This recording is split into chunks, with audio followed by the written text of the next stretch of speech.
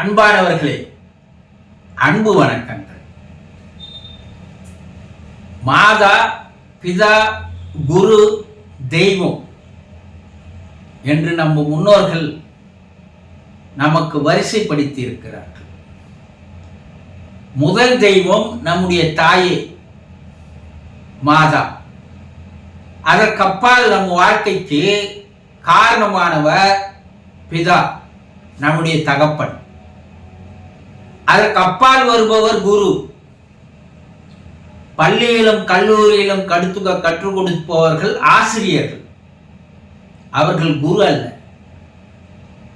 உங்களை அஞ்ஞானத்தில் இருந்து ஞானத்திற்கு அழைத்து செல்வதற்கும், இருளில் இருக்கின்ற உங்களை வெளிச்சத்திற்கு கொண்டு வருவதற்கும், உங்களை நீங்கள் உணர்ந்து கொள்வதற்கும், உங்களை படைத்த இறைவன் யார் என்பதை தெரிந்து கொள்வதற்கும், உங்களுக்குள் இருக்கின்ற மகத்துவம் என்ன, மகிமை என்ன என்பதை அறிய வைப்பதற்கும் வாழ்க்கையிலே வருபவர் குரு.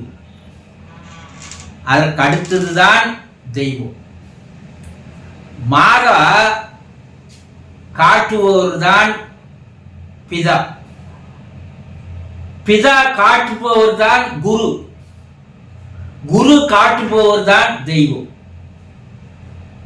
அப்படிப்பட்ட எல்லோருக்கும் வாழ்க்கையில் ஒரு நல்ல குரு அமைவார்களா என்றால் அது யாரோ சிலருக்கு மட்டுமே அமைகிறார்கள். அது அவர்களுடைய பூர்வீக கர்மா. குரு என்பவர் யார்? அவர் எப்படி இருப்பார்? அவருடைய குணநலன்கள் என்ன? அவருடைய தகுதிகள் என்ன?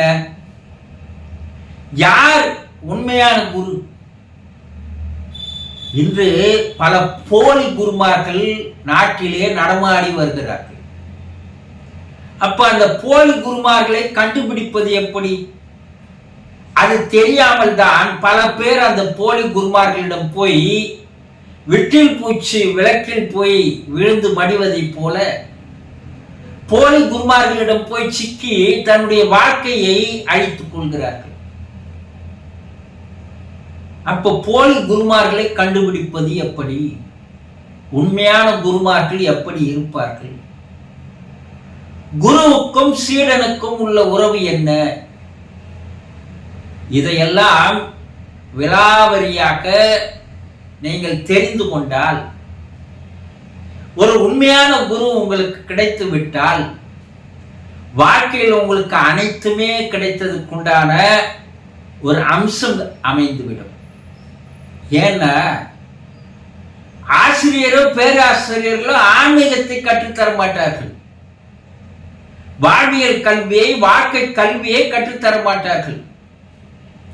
ஒரு உண்மையான குருதான் ஆன்மீகம் என்றால் என்ன, வாழ்வியல் என்றால் என்ன, வாழ்க்கை என்றால் என்ன என்ற முழு விவரங்களை உங்களுக்கு சொல்லித் தருபவர் தான் உண்மையான குரு.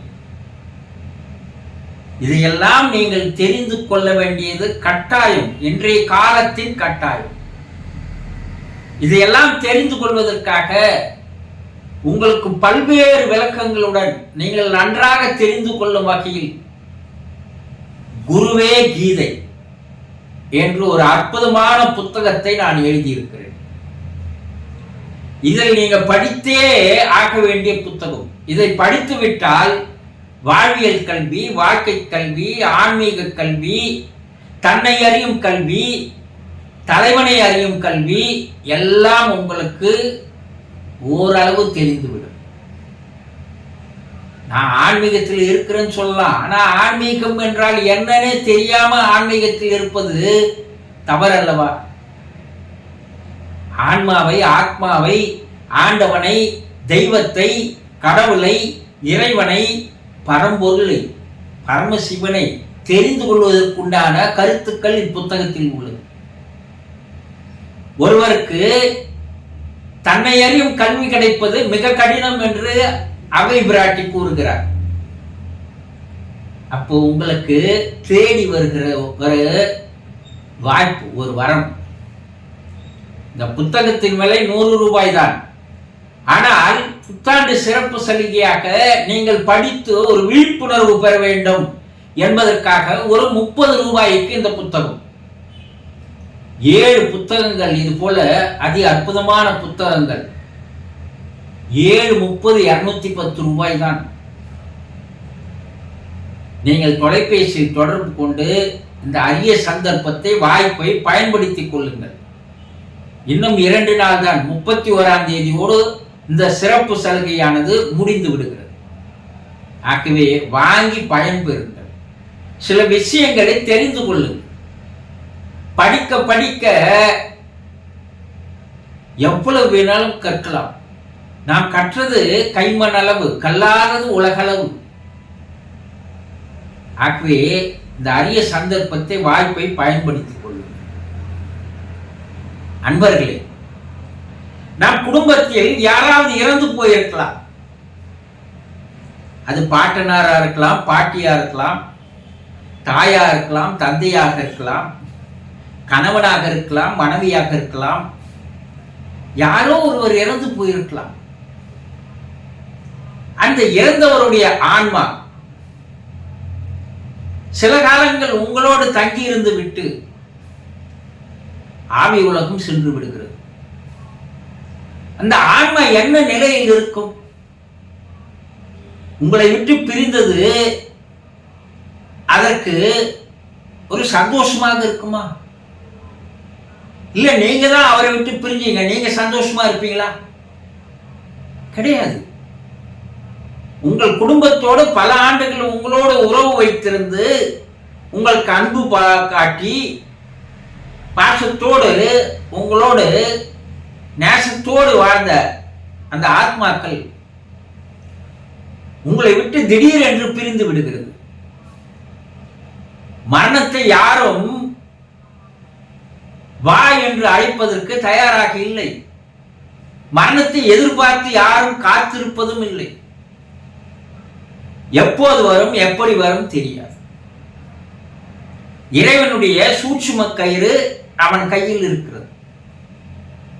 அப்போ அந்த பிரிவு என்பது, மரணம் என்பது, இறப்பு என்பது ஒரு பெரிய துக்கத்தை, ஒரு பெரிய சோகத்தை, ஒரு பெரிய கவலையை தருகிறது அல்லவா? அப்ப இறந்து போனவர் ஆன்மா அங்கே கவலையோடு வேதனையோடு தானே இருக்கும். அது உங்களை நினைத்தவாறே தானே இருக்கும். நீங்க நினைக்கிறீங்களோ இல்லையோ, சில நாட்களில் நீங்கள் அவரை மறந்து விடுகிறீர்கள். ஆரம்பத்தில் ஒரு நாளைக்கு 10 முறை நினைப்பீங்க, 20 முறை நினைப்பீங்க. நாள் போக போக போக குறைந்து கொண்டே வரும். ஒரு 100 நாளைக்குள்ள என்ன பண்ணிடுவீங்க? சுத்தமா அவரை மறந்துடுவீங்க. 50 ஆண்டுகள் உங்களோட வாழ்ந்தவர், அவருடைய ஒரு மதிப்பு உங்ககிட்ட எத்தனை நாள் இருக்கும்? ஒரு 30 நாள் 40 நாள். அதற்கப்புறம் மறந்துட்டு நீங்க சகஜ வாழ்க்கைக்கு வந்துடுறீங்க இல்லையா? அந்த ஆன்மா மறக்காது. அந்த ஆன்மா உங்களை நினைத்து வேதனைப்பட்டு கொண்டுதான் இருக்கும், கவலைப்பட்டு கொண்டுதான் இருக்கும், துன்பத்துல தான் இருக்கும். அதனால உங்களுக்கு பல சிக்கல்கள் வரும், பிரச்சனைகள் வரும். அதனால்தான் நம் முன்னோர்கள் வேத காலத்திலிருந்து அந்த ஆன்ம சாந்தி அடைவதற்குண்டான பரிகாரங்களை, சடங்குகளை செய்ய வேண்டும்னு சில வழிமுறைகளை வைத்தார்கள். ஆனா அது சாந்தி அடையுமா? நீங்க செய்யற பரிகாரத்தாலோ சடங்குகளாலோ அது சாந்தி அடைவதில்லை. அதனுடைய மனம் சந்தோஷம் படும் போதுதான், அந்த மனம், ஆன்மாவுடைய மனம் ஆனந்தம் அடையும் போதுதான், அமைதி அடையும் போதுதான் அது சாந்தி பெறும். அப்ப அந்த ஆன்மாவை சந்தோஷப்படுத்துவதற்கு என்ன செய்யணும்? நீங்கள் முதலில் அவர்களை நினைத்து கொண்டு, அவர்கள் எந்த விதமான கவலையும் இல்லாமல், எந்த விதமான துன்பமும் இல்லாமல் அவர்கள் அமைதி நிலைக்கு வர வேண்டும் என்று நீங்கள் எப்போது பிரார்த்தனை செய்கிறீர்களோ அப்போதுதான் அந்த ஆன்மாவாது சந்தோஷ நிலைக்கு வருகிறது. அது மறுபிறப்பு எடுக்கும் வரை அது உங்களை நினைத்துக் கொண்டிருக்கும். ஆனால் நீங்கள் அந்த ஆன்மா சாந்தி அடைவதற்காக அந்த ஆன்மாவை சந்தோஷப்படுத்த வேண்டும். தினந்தோறும் காலையும் மாலையும் நீங்கள் இதுவரைக்கும் பார்த்திராத கண்டிராத கடவுள்களை வணங்குகிறீர்கள். ஆனால் நீங்கள் கண்ணால் பார்த்த உங்களோடு வாழ்ந்த அந்த உறவுகளை நீங்கள் வணங்குவதை விட்டு விடுகிறீர்கள். அப்ப அது எப்படி சந்தோஷமா இருக்கும்? அப்ப நீங்க அந்த உருவங்களை வைத்து இறந்தவரை நினைத்து காலையும் மாலையும் கடவுள்களை வணங்குவதைப் போல அவர்களையும் வணங்கி வரும்போதுதான் அந்த ஆன்மா சந்தோஷம் அடைகிறது, ஆனந்தம் அடைகிறது, நிம்மதி அடைகிறது, அமைதி பெறுகிறது. அப்பதான் உங்களுக்கு நல்ல செயல்களை அது செய்கிறது. ஆகவே இறைவனை வணங்குவது போல அந்த ஆத்மாவையும் ஆன்மாவையும் நீங்கள் வணங்கி வாருங்கள். அது கண்ணால் கண்ட கடவுள். அது உங்களுக்கு பல வகையில் உதவிகளை, பாதுகாப்பை, அன்பை, அருளை, ஆசியை தருகிறது. அப்போ அந்த ஆன்மா சந்தோஷம் அடைய வேண்டும் என்றால் நீங்கள் கடவுள்களை வணங்கி வருவது போல அந்த இறந்தவருடைய படங்களை வைத்து வணங்கி வர வேண்டும். இது பலர் பல விதமாக சொல்லுவாங்க. அதெல்லாம் நீங்கள் காதில் போட்டுக் கொள்ளாதீர்கள். அவர்கள் உங்களோடு இருந்தவர்கள், நீங்கள் கண்ணால் கண்டவர்கள், உங்களோடு வாழ்ந்தவர்கள். அப்போ அவர்களை நீங்கள் வணங்கி வரும் பொழுது அந்த ஆன்மா சந்தோஷம் அடைகிறது, அது நிம்மதி அடைகிறது, உங்களுக்கு ஒரு பாதுகாப்பை தருகிறது. புரிந்து கொண்டீர்களா? சந்தோஷம்.